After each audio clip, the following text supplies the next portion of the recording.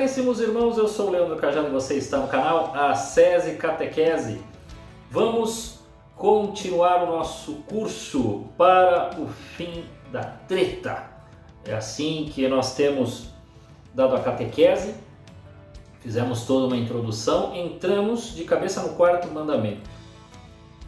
Algumas pessoas poderiam dizer, mas Leandro, o correto não seria, já que está vendo os mandamentos, ir no primeiro mandamento? Bom, nem na catequese eu inicio pelo primeiro mandamento. O meu modo de orientar não é esse. Porque nós estamos num tempo, vamos tratar um pouco disso, onde as pessoas não conseguem mais entender porque o pecado é pecado. Então não é tão simples. Na verdade nunca foi simples, tá, gente? Seria desmerecer outras épocas e outros tempos que a nossa sociedade viveu, ou a gente pretensiosamente dizer que nós somos mais inteligentes. Não, acho que são desafios da evangelização e nós estamos num processo, ainda que o tempo e as épocas, por mais que atualmente pareçam as coisas muito rápidas, aquilo que se move devagar, aquilo que se trata do campo das ideias, mas elas têm se acelerado também. E a gente tem estado, e a gente pode usar aí a expressão do Papa Bento XVI, num tempo onde a sociedade não é mais uma sociedade cristã, é uma sociedade pós-cristã.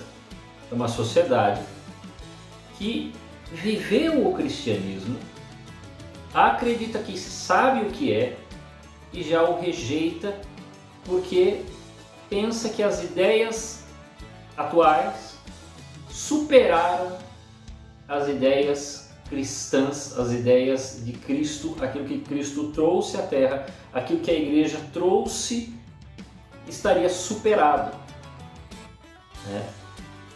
Vou fazer uma piadinha rápida, não é uma piada exatamente, mas assim, uma ironia. Como pode, né? A gente está superado, a Igreja está superada, coisas como o que eu estou fazendo estão superadas, mas eu vejo as pessoas retornando a ideias dos estoicos, que são anteriores aos cristãos e que existem algumas ideias, não é que elas estão aproveitadas no cristianismo, elas estão elevadas a uma perfeição. Então, aquela coisa de você superar a dificuldade, a dor, e essa questão do resistir, de não ficar choramingando pelos problemas, bom, isso foi elevado à perfeição em Nosso Senhor Jesus Cristo. Mas, como nós estamos numa época pós-cristã, algo como o estoicismo retorna como se fosse a maior novidade do mundo, modo de vida das pessoas, e agora, o cara forte é um cara estoico, é um cara que supera, que as dores, ele sabe sofrer, ele sabe encarar os problemas, ele não fica choramingando, porque perdeu alguma coisa. Mas espera aí, não foi isso que Jesus falou na questão do encarar a sua cruz diária? E mais, quando você é cristão, você supera o estoico, porque você não fica numa atitude egóica, um egoísta, de estar fazendo só por você. Ganha um outro significado, porque agora você ama a Deus e por amar a Deus você também ama o próximo e se ama. Então o sacrifício não é só, não, eu vou mostrar aqui que eu sou forte e poderoso, eu vou suportar aqui as dores, suportar as situações, mas vou superá-las só por quê? Por você mesmo. Não. No cristianismo isso transcende, isso ganha um outro nível, muito maior e nunca mais foi alcançado, tá? Então, ainda que estejamos num tempo pós-cristão, é um tempo pós-cristão, porque o homem vem decaindo, né, num orgulho, né, tá ali cada vez mais afundado num orgulho pessoal, e aí ele fica procurando essas coisinhas que o tempo deixou, como o próprio estoicismo. Bom, para estudo, né, quem estuda filosofia sabe, é uma escola interessante a se estudar, tem coisas interessantes ali para ler, tem até algumas coisas que podem ser utilizadas, mas questão de sofrimento, questão de superação da dor, está tão superado no cristianismo que eu não consigo entender. Mas retornando ao encontro de hoje, nós ainda estamos no quarto mandamento. Como eu dizia, na catequese que eu dou, né, na igreja, eu não começo pelo quarto mandamento, eu começo pelo quinto mandamento. Né? E você vai ver por que eu começo no quinto mandamento. Né? Em breve eu vou tratar do quinto mandamento aqui. Mas só para ficar claro para você, lá eu dou uma explicação do porquê pecado é pecado.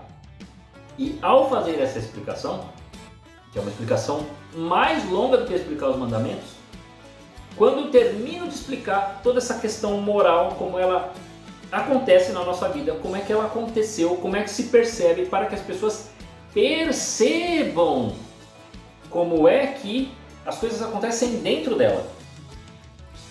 E aí ela vai percebendo que existe sim, né? Ela é interiormente, ela nasceu boa. Ela é, podemos usar esse termo, ontologicamente boa. Na essência, isso que eu quero dizer, ela é boa. O ser humano é bom.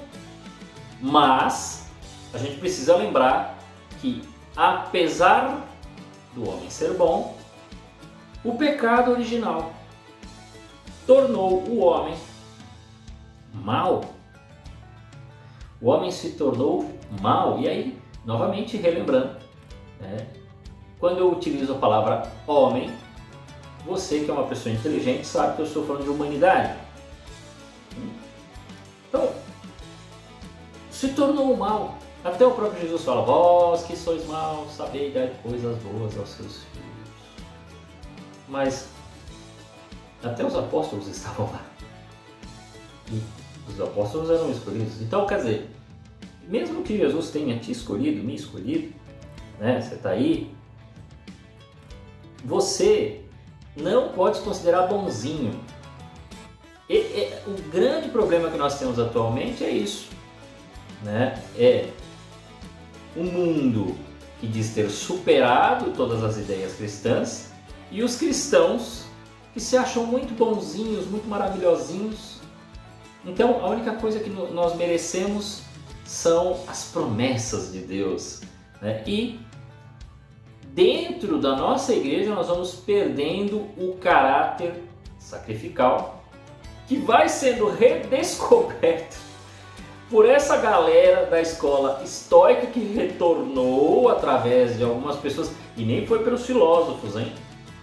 Nem foi pelos filósofos. Os filósofos até tornaram a tratar desse assunto, mas veio por essas dinâmicas de desenvolvimento pessoal que precisam de novidades, que precisam trazer alguma coisa. Então a escola estoica agora é a moda, né? Você chega na livraria de shopping, tá lá Marco Aurélio, Sêneca.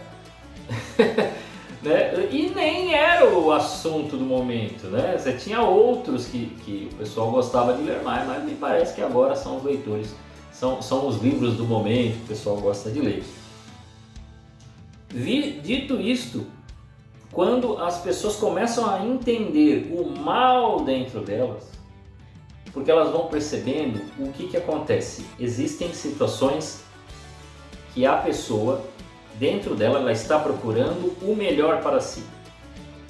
Quando ela procura o melhor para si, ela percebe que algumas coisas a impedem de alcançar e não estão fora dela, estão dentro. Esse é o ponto que você precisa entender, senão vai ficar difícil. Quando ela percebe que essas coisas estão atrapalhando ela, ela vai entendendo que mesmo algumas coisas boas neste mundo, dependendo da quantidade, da qualidade e da intenção da pessoa, pode fazer mal. Dou um exemplo, vou dar um exemplo mais básico, que é o primeiro exemplo que eu dou para o pessoal. Comida. Você gosta de comer, certo? Comer é bom? Comer é bom. Mas qual é a qualidade e a quantidade e a necessidade do que você come?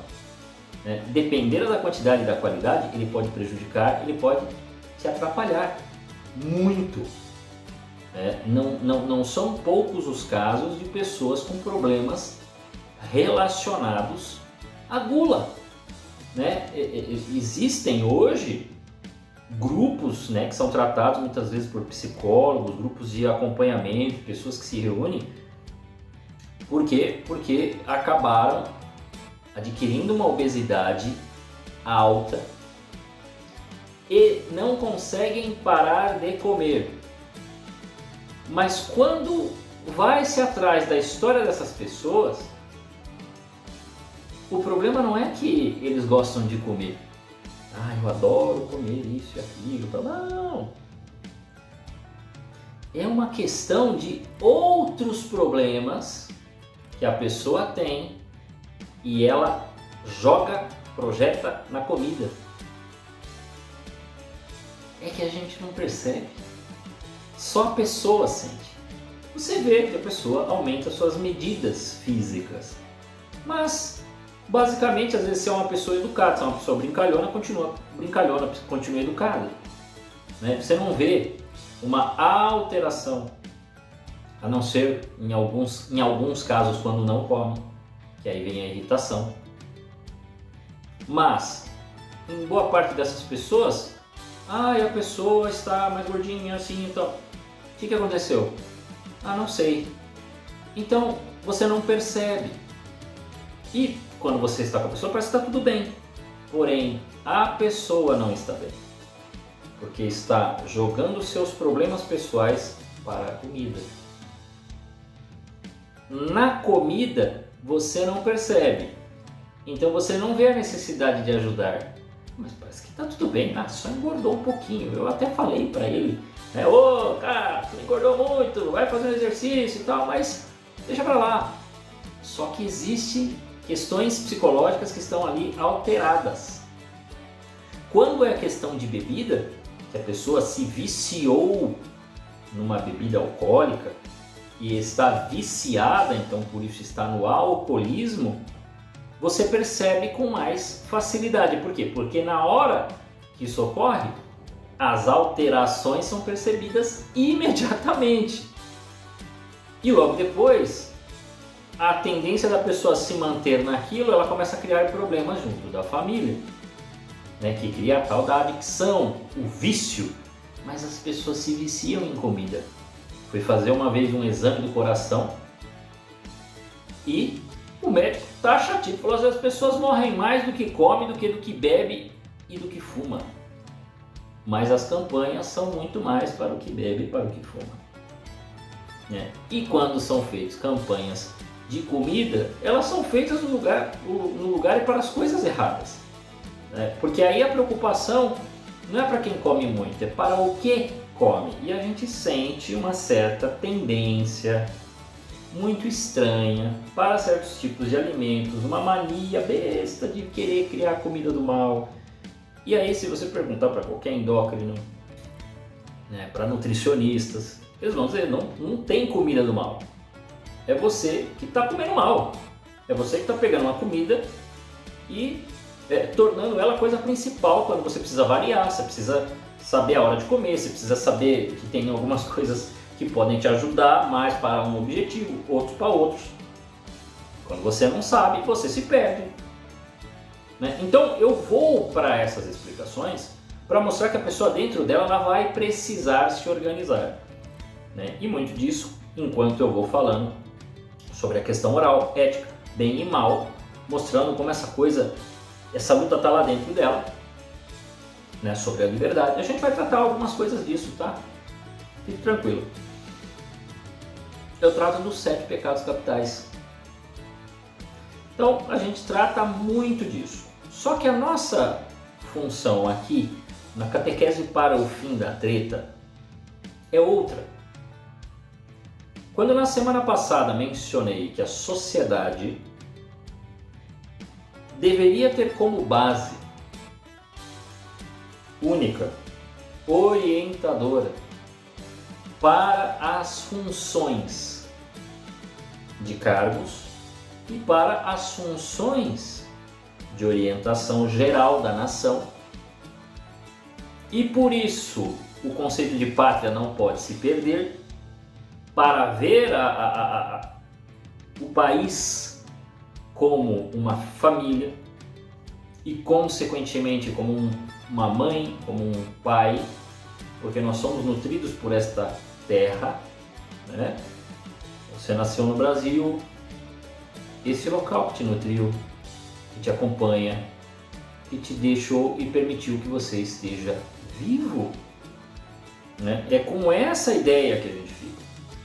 E que o conceito de família deveria ser o orientador para quem necessita de pessoas que estão em cargos superiores, ou seja, que nos governam, que nos dão aula, que são nossos gerentes, que necessitamos para razões jurídicas, que necessitamos para outras funções e cargos públicos que possuem uma autoridade sobre um grupo, sobre pessoas, sobre toda a nação,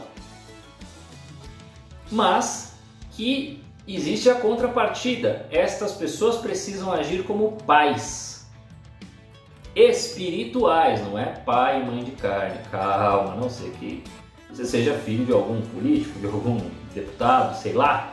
Aí a ideia é outra, mas eles deveriam ter essa ideia. É claro que a primeira coisa que passa na cabeça de quem me escuta é assim: Leandro, desculpa, isso não existe no mundo de hoje.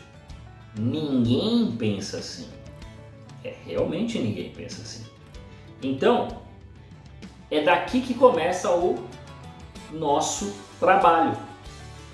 Depois de tudo que eu expliquei nas primeiras semanas, dando uma base de como está a política e de como estão os cristãos, e por isso que tem católicos brigando entre si por partido A ou por partido B,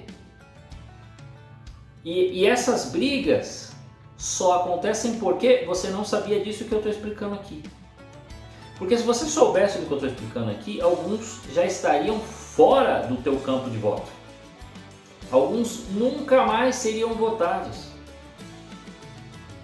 E, de um modo muito simples, você não precisa agora querer apertar o pescoço do político que você votou, porque ele não acredita nisso que eu estou dizendo, o que foi dito semana passada. É só não votar mais nele. É só não fazer mais campanha para ele, nem por nenhum outro que vier com essas ideias contra a ideia de família. E veja bem, e hoje fica mais claro ainda, né? Principalmente porque o 4º mandamento diz: honra teu pai e tua mãe. Isso é família. Ponto. Ah, é um crime o que você está dizendo. Eu sei que hoje é um crime. Se isso já é um crime, algo já está muito errado na sociedade. Você não concorda comigo? Que dizer a palavra pai e mãe já é um crime muito grande? Olha, procurem depois. O vídeo aqui no canal já tem playlist de distopias. E aí você procura o livro Admirável Mundo Novo e pega para você entender o quanto nós estamos marchando para este livro. Tem gente que fica muito preocupado com 1984.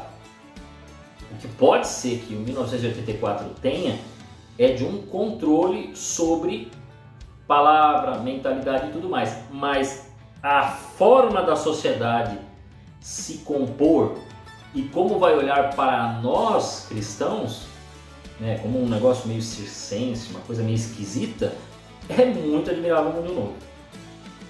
Inclusive o conceito destruído de família, né, que vai se perdendo cada vez mais. Então, o ponto é esse. Você pode dizer para mim assim, ai Deus, mas isso não funciona.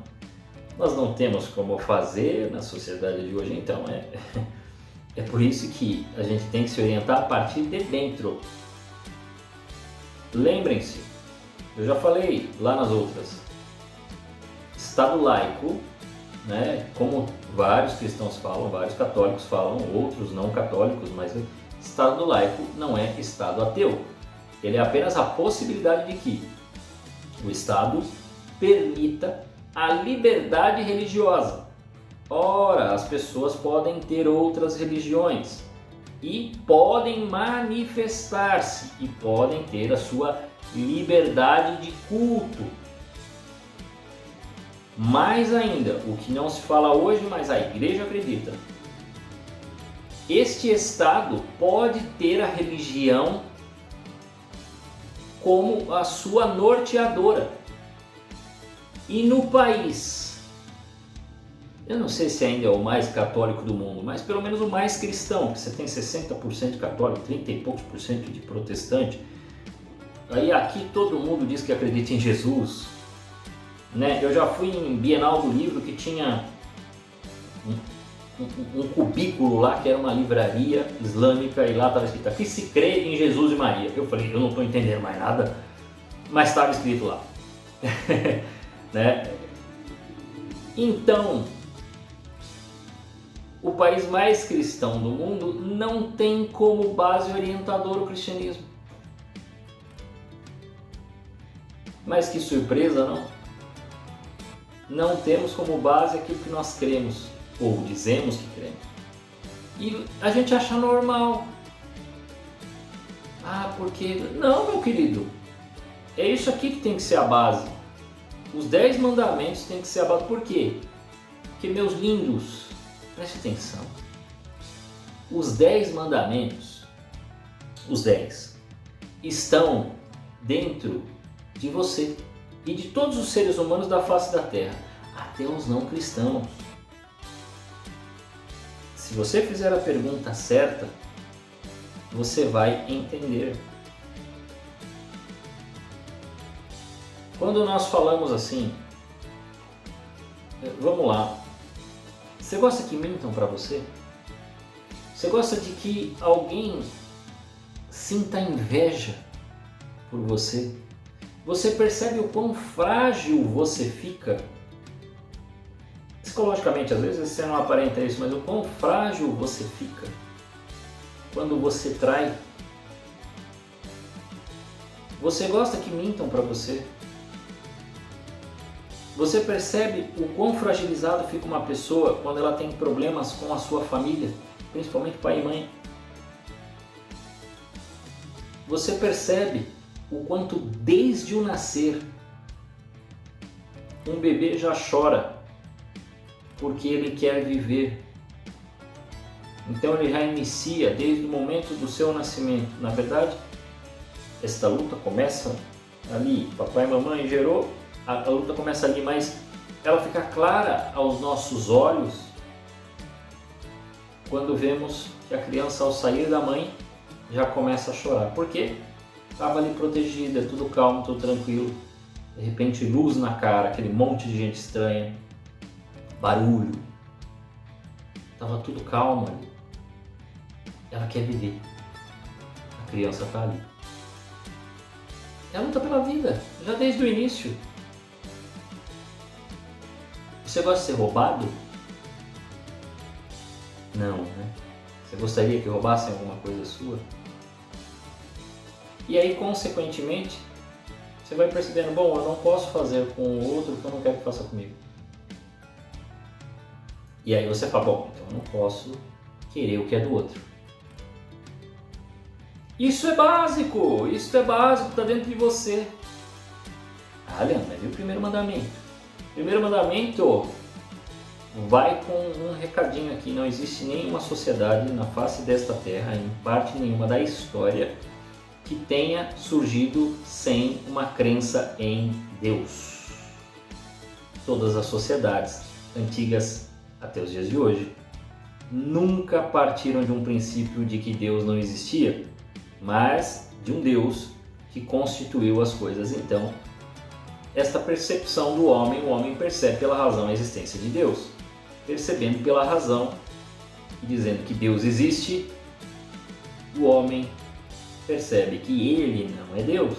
Então, alguma coisa ele precisa fazer para estar junto desse Deus. Olha o primeiro, segundo e terceiro mandamento aí. Porque eu não sou Deus, então esse Deus, ele me criou, ele é maior do que eu devo fazer algo por ele. Bom, então se eu devo fazer algo por ele, a primeira coisa que eu não devo fazer é irritá-lo. Isso qualquer antigo, ainda nas suas religiões animistas, percebiam. Não é? E ao perceber, o que eles faziam? Eles tratavam a Deus da melhor maneira. Então precisamos fazer aqui a oferta para que estes raios, né? Pensava que era o Deus do raio, não caiam sobre nossa cabeça, não destruam nossas casas, não peguem fogo. Bom, então fazem lá oferta. O Deus dos mares, então vamos fazer aqui a oferta para que o mar se acalme e nós possamos navegar para outra ilha para poder negociar nossas coisas. Até os antigos percebiam isso. Veja como está dentro de você. Dito isto e respondendo aquela pergunta que a pessoa fala, não funciona. Vamos continuar no número 2244, o que a igreja vai trazendo para nós. Toda instituição se inspira, ainda que implicitamente, numa visão do homem e seu destino, da qual deduz os critérios de seu juízo, sua hierarquia de valores, sua linha de conduta. A maior parte das sociedades tem referido suas instituições a uma certa preeminência do homem sobre as coisas. Só a religião divinamente revelada reconheceu claramente em Deus, Criador e Redentor, a origem e o destino do homem. A Igreja convida os poderes políticos a referir seu julgamento e suas decisões a essa inspiração da verdade sobre Deus e sobre o homem. As sociedades ignoram essa inspiração ou recusam em nome de sua independência em relação a Deus, são levadas a procurar em si mesmas ou a tomar uma ideologia, os seus referenciais e os seus objetivos, e, não admitindo que se defenda um critério objetivo do bem e do mal, arrogam a si sobre o homem, sobre seu destino, um poder totalitário, declarado ou dissimulado, como mostra a história. Quer dizer, pode ser totalitário, ele pode ser declarado, não, Estado laico, e aí ele simplesmente dá de ombros e não liga para isso. Ou dissimulado, faz de conta, não, nós somos, né? Eu vou para a igreja, eu sou católico, mas todas as atitudes do cara não são. Ele brinca de ateu enquanto governa, ele está com preocupação em todas as coisas, menos na alma dele e na alma das pessoas do país que ele governa. Vergonha, vergonha. Aí totalitário é quando o cara já chega no ponto do maluco da Nicarágua, que já está xingando a igreja de tudo, expulsa toma a TV, a rádio, né, expulsa as freiras, prende o padre, prende o bispo e tá, né, e todo mundo olha assim, vergonha, vergonha. Aí já chegou no extremo. Então assim, nós não estamos apresentando uma utopia. Nós estamos com o pé na realidade. O que eu estou dizendo, eu sei do que eu estou dizendo e eu tenho conhecimento do que estou dizendo, então eu estou com o pé na realidade. Para completar, né? Que talvez você falou, mas e cadê a educação dos pais? A obrigação agora, depois de toda esta orientação geral que eu dei, é dizer para você que o reflexo que deveria ser da sociedade deveria ser a família. Honra teu pai e tua mãe. E aí no honra teu pai e tua mãe fala-se de modo muito claro sobre a obrigação dos filhos em honrar os pais, né? Em obedecer os pais, em estar junto com os pais. Isso é lógico, quando criança. Por quê? Porque esta relação vai ganhando um amadurecimento conforme os filhos crescem, né? Mas sempre haverá dos filhos, sempre deve haver dos filhos esta devoção e compreensão de amor aos pais. Ela muda porque conforme a maturidade do filho, e talvez o filho pode se tornar pai, existe uma relação de amizade na qual um apoia o outro. Porque se hoje, quer dizer, hoje papai e mamãe cuidam do bebê, amanhã pode ser que o bebê, agora um adulto, um pai de família, vai cuidar dos seus pais mais velhos. Esse é o ponto, né? Que terão necessidades e cuidados, porque estarão com mais idade, terão mais dificuldades, terão mais questões que eles já não têm força para fazer. Então a coisa meio que vira. Se um era cuidado antes, um é cuidado hoje. Isso fica muito claro num livro que na verdade é um trabalho, um doutorado, de um padre que ele é formado em psicologia, chamado Antoine Vergote. Ele escreveu em 1981 um livro que não tem em português. É uma pesquisa que ele fala sobre a representação de Deus nas figuras parentais, quer dizer, no papai e na mamãe. Ele faz esta análise, este estudo, indo no mundo inteiro, e percebe que no mundo inteiro a visão que as pessoas têm de pai e de mãe, isso mesmo nas tribos, seja brasileira ou seja africana ou neozelandesa, australiana, até em grandes cidades dos continentes, de todos os continentes, né? Da América do Norte, do Sul, Ásia, todos têm a mesma visão de pai e mãe. Quando pensa em mãe, pensa-se na acolhida, pensa-se no cuidado, pensa-se no conforto. Bom, acho que é fácil para você perceber o quanto a mãe está próxima do filho desde o momento da sua concepção, está dentro dela.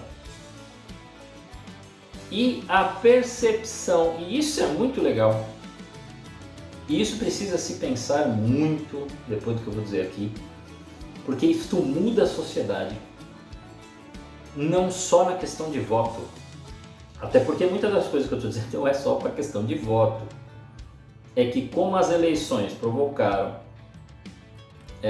opiniões estranhas, cabe corrigir essas opiniões, mas elas precisam vir do seio da sociedade, elas precisam crescer de baixo para cima, elas não podem vir como decreto, olha agora o Brasil, todo mundo, não funciona assim, não funciona. Então o que eu vou dizer aí a respeito do pai é bombástico, talvez você nunca tinha ouvido, mas é como os filhos veem os pais no mundo todo.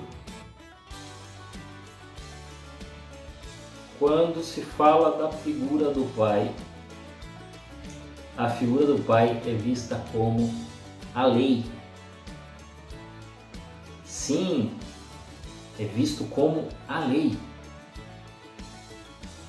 Daí, quando a gente fala isso, a gente começa a pensar por que a primeira rejeição de tantos pensadores é sobre a figura paterna,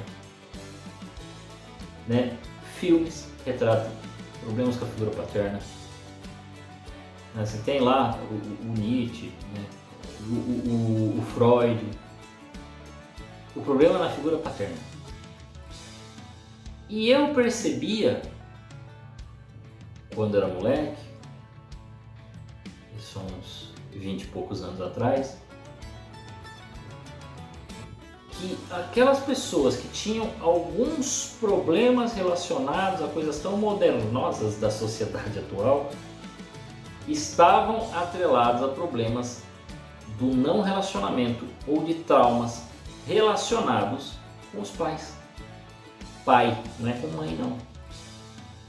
Um caso separado assim, o outro era problema com mãe, mas na maioria das vezes se sentiam acolhidos pelas mães, se sentiam rejeitados pelos pais. O pai estava separado. E disto vinham e decorriam outros grandes problemas. Ah, Eliano, você está dizendo que todo mundo está... Não, tem gente hoje com família até que estruturada, mas há uma desestruturação mental na família inteira hoje. E o que eu quero dizer com essa desestruturação? É que hoje papai e mamãe já não sabem que é verdade, normaliza todas as situações, então qualquer moda que aparece a pessoa fala, vá e se divirta. E aí nós vemos as confusões deste tempo atual. Então o que você não tinha 20 anos atrás, que pai e mãe jamais ia concordar com filho, né? Era até comédia, isso virava até comédia, né? Quando você tinha filho meio rebelde, ou o filho era hippie, né? Eu não sou do tempo dos hippies, mas quem assistia desenho animado ou via comédias na década de 90, via que o cara parecia meio hippie, meio maluco, né? Fazia uma coisinha ou outra, e aí ele era tratado como uma piada, porque os pais nunca concordavam. Aí mostrava o pai passando mal, a mãe desmaiava, fazia tudo aquilo. Hoje não. Hoje o filho fala, vou fazer loucuras, papai e mamãe aplaudem.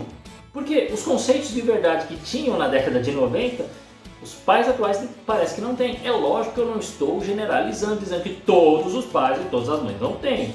Tem pais muito bons, tem pais e mães maravilhosos, mas acho que você percebe ao redor,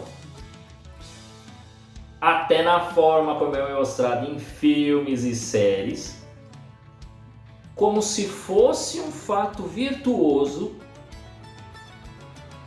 o diferente, mas no sentido de ruptura de sociedade. Se isso era mostrado, e sempre, e assim, tem muitos anos isso, já tem umas décadazinhas que o pessoal faz esse tipo de coisa pela TV, pelas séries, pelos filmes. O pessoal acha que é agora, lacração. Não, gente, lacração tem há muito tempo. Não tinha esse nome. Mas se você não está convencido, procure a autobiografia do Dias Gomes. Para quem não conhece, Dias Gomes era primeiro um autor de novelas especiais, né? Casos especiais e peças de teatro. É considerado até hoje o maior escritor de novelas da Globo. Sendo ele o maior escritor de novelas da Globo, junto com a sua esposa Janete Claire, escreveram diversas novelas. E ele fala na sua autobiografia o que ele tentou fazer. Quer uma coisa que foi uma ruptura para a sociedade, para as famílias? Na década de 70 ele escreveu uma novela, colocou um casal, marido chato, não sei o que, ruim, e a mulher sofrendo na mão dele, e aí encontrava um cara legal, que gostava dela e tal, mas eles não ficam juntos. Por quê? Porque ali ele criou aquela sensação das pessoas de sofrerem pela personagem. E aí, o que acontece depois que essa novela acaba? 2 meses depois é aprovado no Senado o divórcio. Será coincidência? No ano de 2009 ou 2011, o Banco Interamericano de Desenvolvimento fez uma pesquisa no Brasil e analisou os 40 anos de novelas da Globo, porque as outras emissoras não têm elas começam a fazer novela e começa e para, mas a Globo manteve os 40 anos de novela. E aí eles chegaram à conclusão de que sim, a Globo alterou sim na sociedade brasileira o comportamento dos pais e das mães e houve separação por causa disso. Né? Então você, meu amiguinho, minha amiguinha, que fica falando, hoje os filhos ouvem cada coisa, essas músicas meio pornográficas. Você ouvia o Tchan, meu velho, e dançava na boquinha da garrafa. Não, mas olha o que as pessoas assistem hoje. Você assistiu essas novelas que eu tô falando aqui. Quer ver uma novela que ninguém fala, mas é da década de 80? E que é um negócio assim, uma aberração?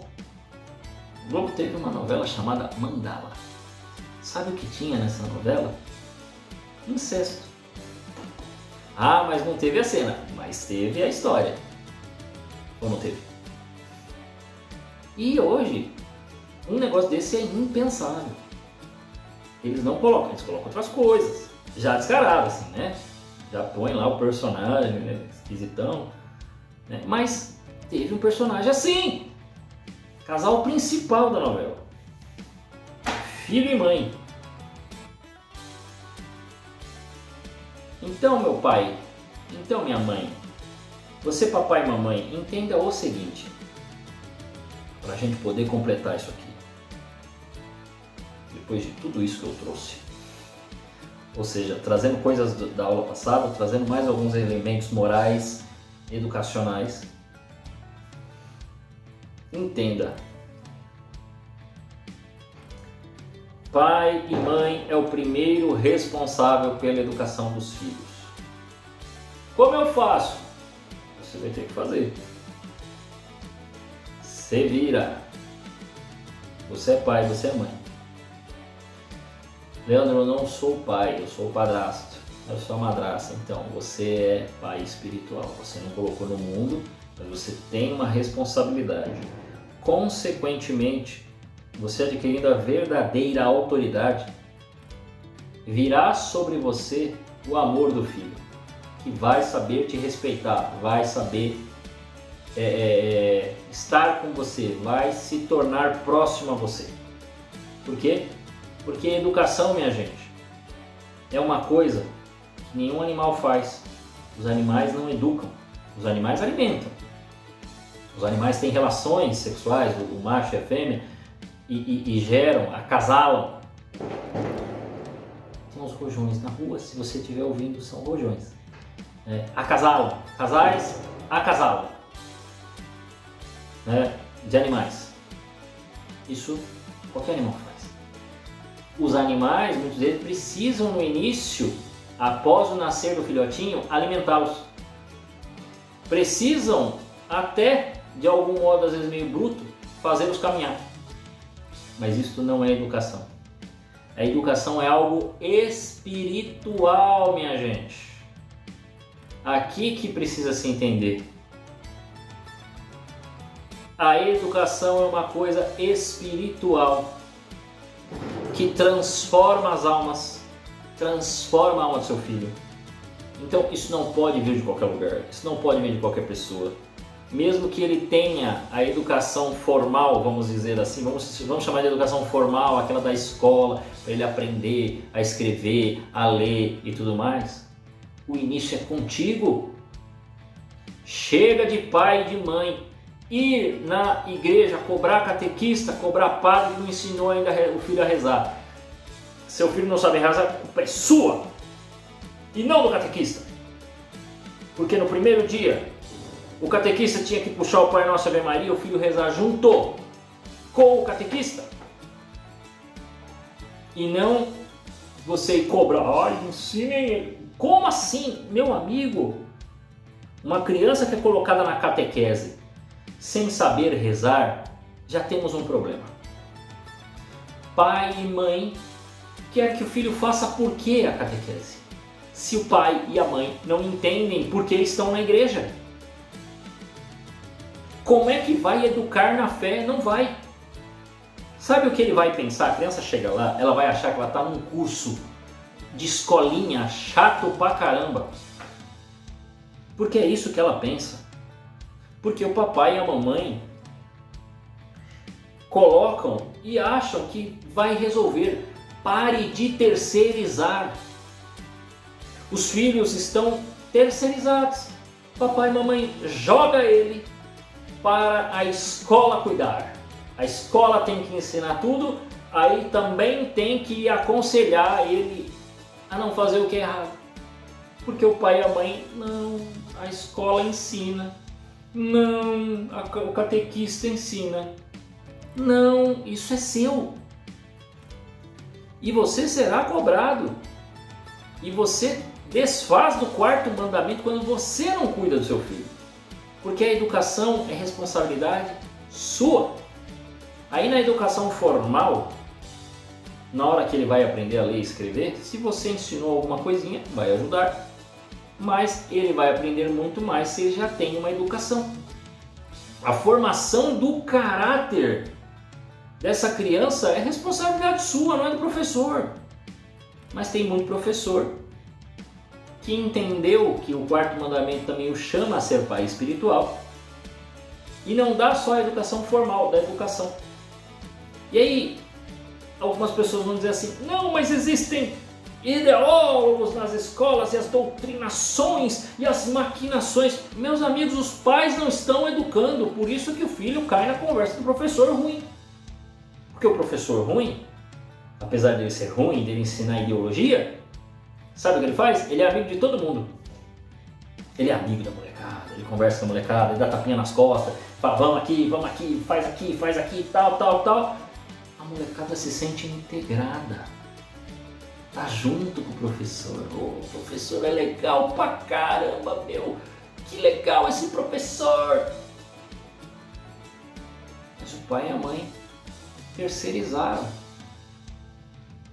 Não adianta terceirizar a educação do filho e ir para a eleição dizendo eu sou pela família tradicional.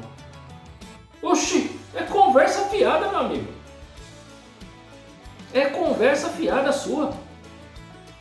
Se você não faz sua parte, não adianta ir votar, tá?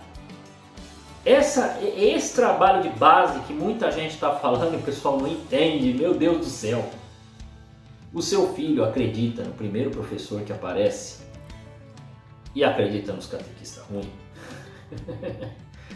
Por quê? Porque você é o chatão e você só aparece ou para dar presente ou para dar uma broncona e você nunca está próximo para orientar, para educar verdadeiramente. Né? Principalmente aos pais, não às mães. As mães acabam tendo um desgaste natural. Primeiro porque vem delas, então, aquelas primeiras orientações, filho, tira o dedo do nariz, não põe a mão aí, cuidado com isso aqui e tal. É delas, é natural. Mas pais, falar demais, meu amigo. Vocês precisam falar menos. Leandro, você não tem experiência? Tenho. Mais de 10 anos de experiência nesse negócio. Pai espiritual. Educado. Enquanto estava comigo, educado. Ponto. Então eu sei exatamente o que eu estou falando. Falar demais atrapalha. Quando falei demais, não resolveu. Resolveu quando pontualmente mostrei, ó, vai dar ruim. Tá vendo? Falei pra você. Mas quando fala demais, a criança tem hora pra você e fala, não tô entendendo o que você tá falando. Né? Mas os pais às vezes querem virar mamãe, quer ser o legalzinho. Né? E você não precisa, né? Porque quando a gente fala isso, o cara fala, então tem que bater. Mas você vai bater por quê? Né? Eu tô falando de saber falar mesmo, ter a autoridade, você não precisa nem bater. Último do último recurso, isso aí, palmada. Tem alguns casos que a gente sabe que às vezes uma palmadinha resolve, mas na maioria das vezes uma boa conversa resolve. O olhar da autoridade resolve. Tem filho que já gela só no olho. Você olhou, resolveu o problema. Você só pega pelo ombro, olha para a pessoa e fala, não. Resolvi. Resolve.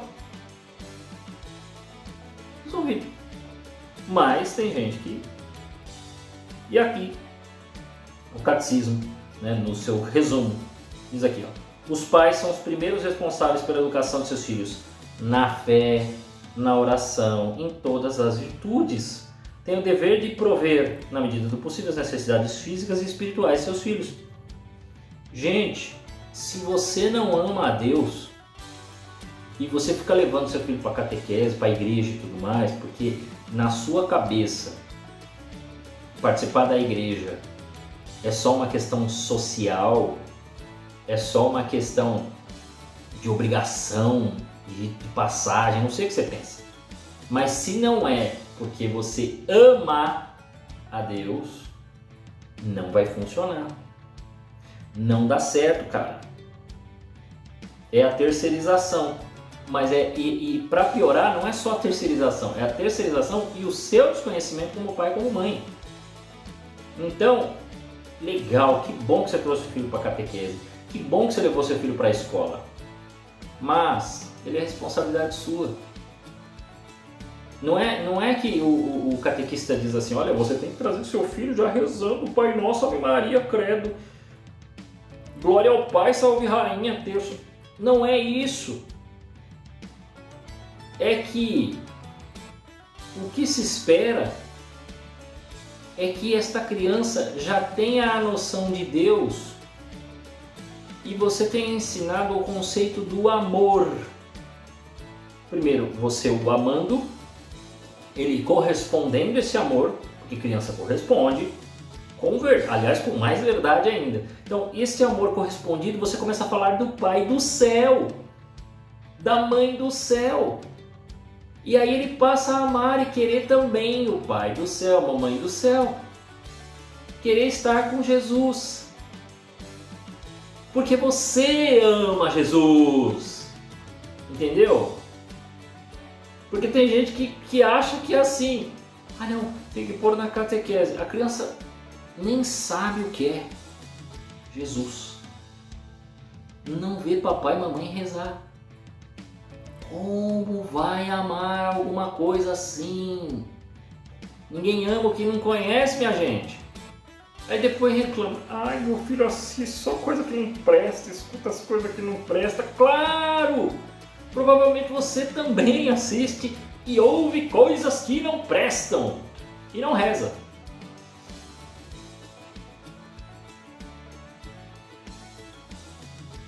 Estou mentindo? Não. Tenho certeza que não. Os pais devem respeitar e favorecer a vocação de seus filhos. Lembrem e ensinem que a primeira vocação do cristão consiste em seguir a Jesus. Amar e seguir verdadeiramente a Jesus. É isso. É para esse bem que nós somos criados. Nós somos criados. Lembra que eu falei no começo da questão do amor, da questão do corresponder, do perceber o mal dentro de si, portanto o bem. E aí eu falei da sociedade que descobre Deus. Se eu não sou Deus, eu tenho um Deus que me ama. Oh, tem um Deus. Existe um Deus que nos criou. Se Ele nos criou, Ele nos ama. Por quê? Porque se Ele nos criou, existe uma origem. Um porquê Ele nos criou. Porque Ele te criou. E um porquê e um pra quê. Oh! A consequência é perceber que o amor que fez isso em nós. Deus é amor. Deus já se revelou. Então esse Deus revelado quer estar comigo e contigo. Então, consequentemente, quem vier e provier de você e com você, precisa amar esse Deus. Acho que está lógico isso, perceptível. Então, pais, responsabilidade é sua. E sim, responsabilidade é sua de perceber o que a escola ensina. E se não tá bom, ir lá reclamar, sim. Eu tenho amigos que são pais de família e foram na escola católica, dita católica, reclamar com o professor porque estava porcariada na apostila. Como assim? O que vocês estão ensinando aqui? Não concordo com isso aqui. chegar e bater a mão na mesa. Olha, isso aqui não está correto. Nós não podemos continuar com isso. Mas é uma escola católica, você quer ensinar o quê? Ideologia de gênero? Vocês estão loucos? Não funciona. Ai, porque a gente está... Não. Não vem por culpa no MEC, não. Porque, por enquanto, e ainda está assim, o currículo nacional já é mais invasivo, já está mais invasivo, mas nem tanto. Ele ainda não diz assim, ó, você precisa dizer exatamente essas palavras, essas coisas. Havia um projeto, quando começaram o currículo nacional aí, essa última que foi feita. Eu estou popularizando os temas, mas aí no encontro que vem eu vou falar mais disso. Aí eu falo os nomes corretos, tá? O currículo nacional, então, o último projeto que chegou agora, o negócio era assim, quase como uma receita de bolo do que deveria falar, como deveria falar e para onde deveria ir. Era completamente ideológico, era um negócio maluco. É claro que eles sabem que não ia passar um negócio desse, mas eles colocam, vai que passa. Escapou de projeto lá, vamos ver se passa isso aí e tal. Não passa. Aí fica menorzinho, né? Deixa ali, dito pelo não dito, então o mais ideológico vai ensinar, o menos ideológico não vai, você vai ganhando pelas beiradas. Se os pais não ficarem espertos, o negócio passa e você não vai saber, o seu filho aprende lá na escola, você acha que tá tudo bem. Ah, não, tá ensinando a respeitar os outros e desrespeitar você. Você sempre tem que lembrar disso, tá respeitando os outros, desrespeitando a sua pessoa, porque essa é a consequência que acontece conosco. Então, pais, nós somos responsáveis, sim senhor. Tá bom? Bom, acho que essa questão dos pais e toda essa introdução que eu fiz, que foi um pouco mais longa, completa o que nós vamos trazer no encontro que vem. No encontro que vem nós vamos falar de escola. Nós vamos dar uma explicação geral dessa questão da educação. Como ela está acontecendo na educação formal, né? Como é que você aprende, tudo mais, o que os professores estão ensinando. Mas eu não pretendo ficar nisso. Eu quero contar a história de uma briga entre um papa e um governante e que isto foi primordial para o que temos hoje. O papa, pelo que eu vejo, não ganhou a luta. Mas você vai se surpreender exatamente quando você souber quem era o governante, quem era o papa e o que aconteceu, né? E que hoje você, católico, quando defende as coisas que o papa diz, você é chamado exatamente daquilo que o governante, que a pessoa não sabe, te xinga. É um negócio incrível, é um mundo maluco, porque o mundo é assim mesmo, tá bom? A todos vocês, que Deus os guarde.